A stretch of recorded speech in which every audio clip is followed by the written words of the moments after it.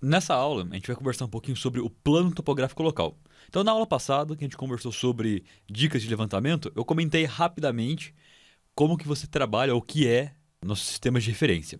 Então, quando a gente trabalha com uma estação total, com RTK, a gente tem o levantamento misto, tem aquela grande questão que demanda uma cautela e um cuidado extremamente alto, que é justamente a compatibilização entre os tipos e os métodos de levantamento. E a rede de referência cadastral, apoiada pela norma 14166, que por sinal está passando por reformulação, ela traz todas as diretrizes de como é a composição e quais são os parâmetros de uma rede de referência, ou seja, o nosso plano topográfico de referência municipal. Então a gente tem muitos municípios hoje na federação que já atuam, já trabalham com essa NBR ativa. Aqui na nossa região, pega Campinas, tem Limeira, que já atuam diretamente com essa rede. Então o que é importante? Quando você for fazer o seu levantamento, primeiro ponto, descubra se no município existe implementado e implantado essa rede de referência cadastral.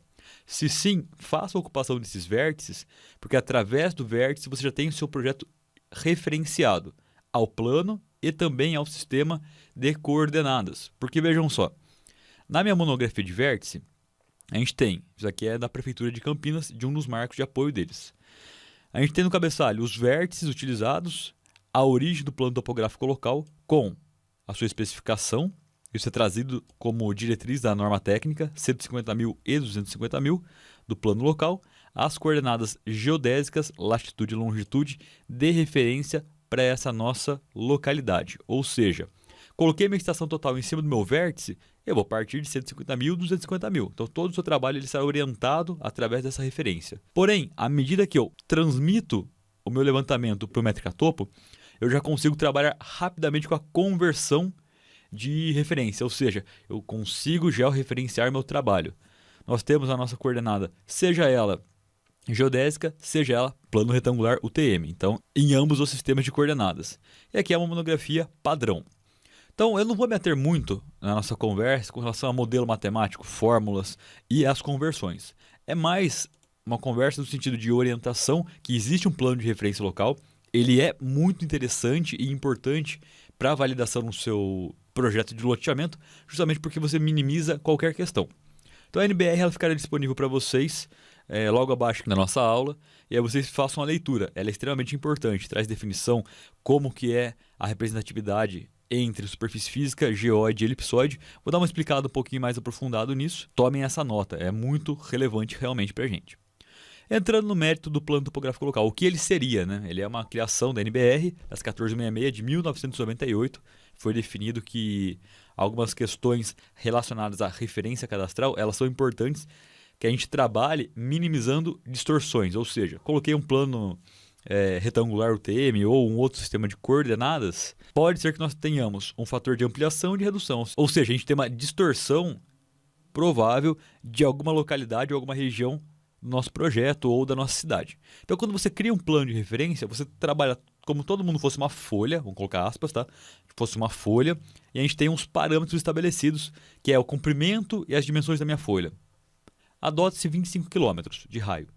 Então, é que você tem como sendo o limite do seu plano horizontal local, que é essa folha condicionada e criada tangenciando a nossa superfície terrestre.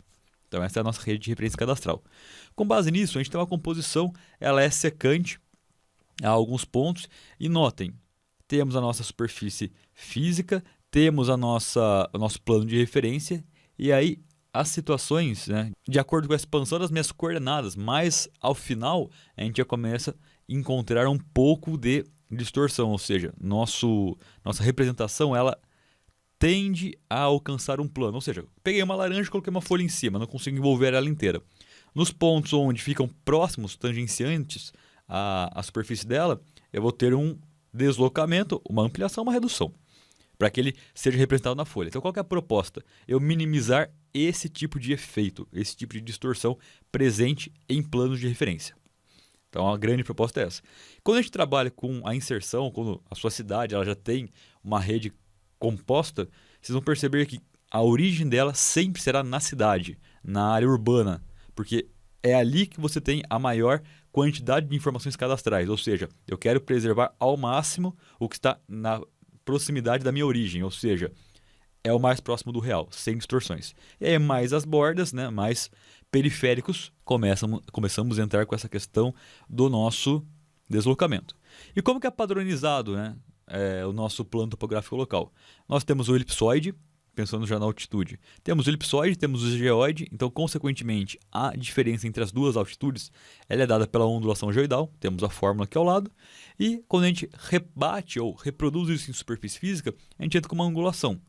Então, é basicamente uma questão aqui de ondulação geoidal para trazer a nossa superfície física para o nosso cenário do plano topográfico local. Então, o que a gente pretende? Dar um apoio para o nosso projeto de forma a sintetizar as informações e torná-las menos distorcidas. Então, a gente faz essa incorporação dentro da prefeitura com o nosso marco de origem. Tem o uso geral, tem as suas recomendações. Então, a gente entra aqui em cartografia urbana, que é a nossa situação. Perceba que o plano de abrangência ele já é diminuto, aqui 35, mas geralmente recomenda-se trabalhar com até 25 km. E finalizou 25 km, acabou meu plano? Não, eu crio um novo plano. Então a gente tem algumas especificidades. Quais são essas especificidades do nosso trabalho? Tem 25 km de comprimento. Acabou meus 25 km, eu crio um novo plano. Então a gente tem um limite linear. Outra questão, limite altimétrico. Então, se eu tenho uma variação altimétrica de 100, 150 metros, eu crio um novo plano topográfico local para que todas as nossas altitudes elas sejam comportadas ali dentro. Então, nós temos o seguinte cenário: um plano de referência e o outro logo em cima, sobrepostos. Então, nossos pontos finais e iniciais eles estão coincidentes. Percebam, a gente cria uma continuidade do nosso plano de referência. A mesma coisa vale se eu tiver o extrapolamento da sua distância linear. Um coincide com o outro e ele continua na nossa mesma referência. O que é interessante, você trabalha com suas coordenadas planas, 150.000, 250.000, que é adotado como padrão do nosso plano de referência, porém, elas estão atreladas a um sistema de coordenadas relacionado ao sistema de referência a um datum e um elipsoide, que a gente conversou na última aula. Então, essas características permitem que você trabalhe tanto com seu receptor GPS ali, quanto com a sua estação total. E a conversão, como temos parâmetros já conhecidos, ela se torna mais fácil para que a gente case um levantamento misto. Ou ainda, trabalhei com levantamento em UTM. Fui fazer o levantamento. Projetei no plano topográfico local para soltar para a minha equipe de estação total. Veja só, levantei numa superfície elipsoidal, projetei numa plana e vou soltar para uma equipe que trabalha com equipamento plano. Tem que fazer a conversão. Eu trabalho com uma compatibilização de parâmetros. Isso é extremamente importante. O contrário é verdadeiro também. Levantei com a estação, projetei em PTL e vou locar com o GPS. Se eu converter para UTM, dá certo? Sim, de certa forma dá certo. Mas é interessante você trabalhar depois também com a locação em plano topográfico local. A gente vai ver isso na nossa próxima conversa sobre dicas com relação à locação.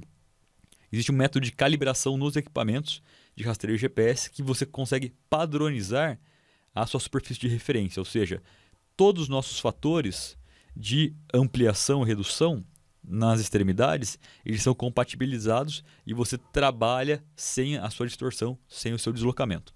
Combinado? O plano topográfico local ele é extremamente importante, ele é muito funcional e ele minimiza erros. Então, conheçam, se aprofundem, tem norma técnica, deem uma lida nela e coloquem em prática. Sempre busque no seu município se tem essa rede de referência e, se sim, parta dela. Que aí você já trabalha com o casamento de todas as informações do município, não só do seu projeto. Agradeço, um abraço e até a próxima.